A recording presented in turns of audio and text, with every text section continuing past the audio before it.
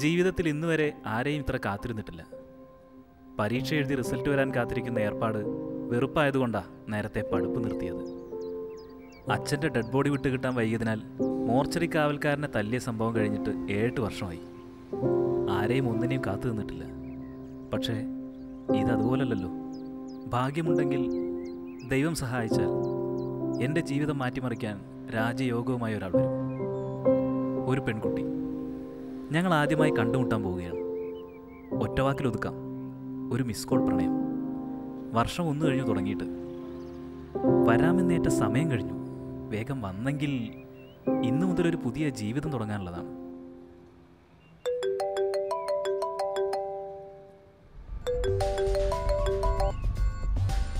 Hello, എന്നെ ഇങ്ങനെ ഇട്ട് വട്ട് പിടിപ്പിക്കാതെ. എന്തെങ്കിലും ഉണ്ടെങ്കിൽ ഞാൻ അങ്ങോട്ട് വിളിച്ചോളാം. ആ,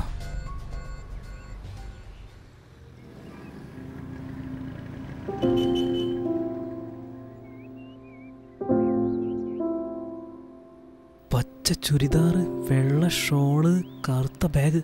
ഈശ്വര, ഇത് അവിടെ തന്നെയാണോ?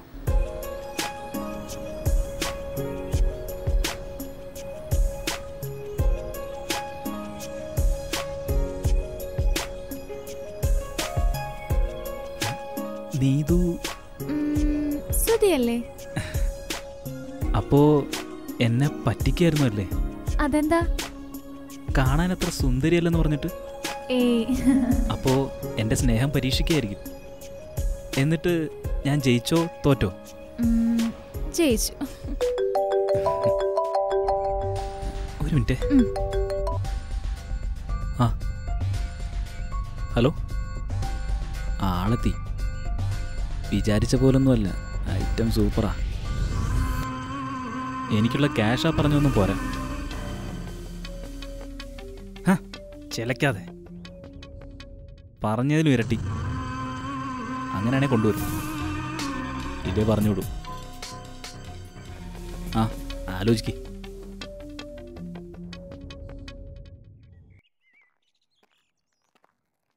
അല്ല, ഞാൻ ഫോൺ വിളിച്ചിട്ട് കിട്ടുന്നുണ്ടായിരുന്നില്ലല്ലോ.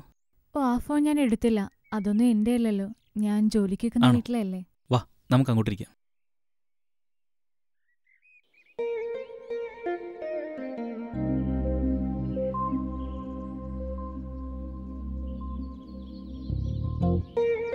ഒരുപാട് സംസാരിക്കുന്ന ആളായിരുന്നല്ലോ. എന്തു പറ്റി? അത് പിന്നെ ഇന്നെന്റെ ജീവിതം മാറി മറിയാൻ പോവുകയല്ലേ. തൻ്റെ നമ്മുടെ. ആ, അതെ അതെ. ഒന്നോർത്താൽ അത്ര വലിയ പാപമൊന്നുമല്ല ഞാൻ ചെയ്യുന്നത്. ഇവളെ സംബന്ധിച്ച് ഇതൊരു രക്ഷപ്പെടലാണ്.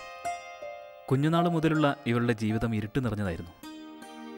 ഇവൾ കണ്ട ഏക വെളിച്ചം ഞാനാണ്. അതൊരു ജാതി വെളിച്ചമായി പോയെന്ന് മാത്രം. എൻ്റെ വെളിച്ചവും ഇപ്പോൾ ഇവളാണ്. എനിക്കെൻ്റെ പെങ്ങളെ നല്ല രീതിയിൽ കെട്ടിക്കണം. അമ്മയെ നല്ലപോലെ നോക്കണം. ആ, പറ. ടൈം കളയാതെ പുറപ്പെട്ടോ. ഇപ്പൊ എല്ലാം സേഫാ. ക്യാഷിന്റെ കാര്യം ഞാൻ ഇടയ്ക്ക് വിളിച്ച് പറഞ്ഞോളാം. ആശാനൊന്ന് എത്തിക്കോട്ടെ.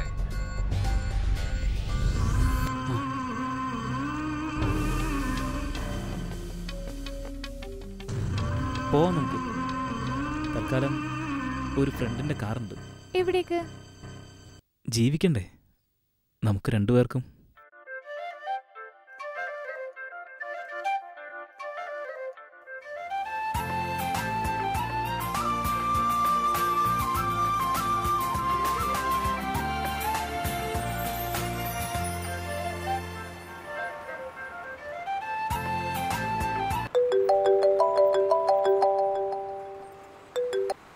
ഹലോ. ആ, ചോദിച്ചു തന്നേക്കാം. നീ പണി പഠിച്ചുട്ടോ. പിന്നെ നീ ഇന്നത്തോടെ എന്തായാലും തുടങ്ങുമല്ലേ? 4-5 ദിവസം മുമ്പ് നിന്റെ പോലത്തെ കണ്ടായിരുന്നല്ലോടാ ഒരു മുറ്റ് സാധനം. അവളെങ്ങനാ? എവിടെ വെച്ച്? ആ കോർപ്പറേഷൻ എടുത്ത് വെച്ച്. അതെന്റെ പെങ്ങളാടാ, നായിന്റെ മോനെ. ചൂടാവുന്ന എന്തിനാ? പെങ്ങന്മാരെ കൊണ്ടുവരുന്ന മിടുക്കന്മാരും ഉണ്ട്. അല്ല, അവളെവിടെ എത്തിക്കാൻ നീ തന്നെ വേണമെന്നില്ലല്ലോ. തമാശ പറഞ്ഞാട്ടാ. ആരാ ഫോണില്? എന്തു പറ്റി? ഒന്നുമില്ല.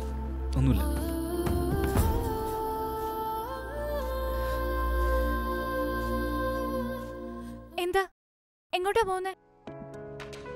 എൻ്റെ വീട്ടിലേക്ക്. വീടോ? വീടില്ലെന്ന് പറഞ്ഞിട്ട്? അത് ഞാൻ നിന്നൊന്ന് പറ്റിക്കാൻ വേണ്ടി പറഞ്ഞതാ. എനിക്ക് വീടും അമ്മയും ഒരു പെങ്ങളും ഉണ്ട്.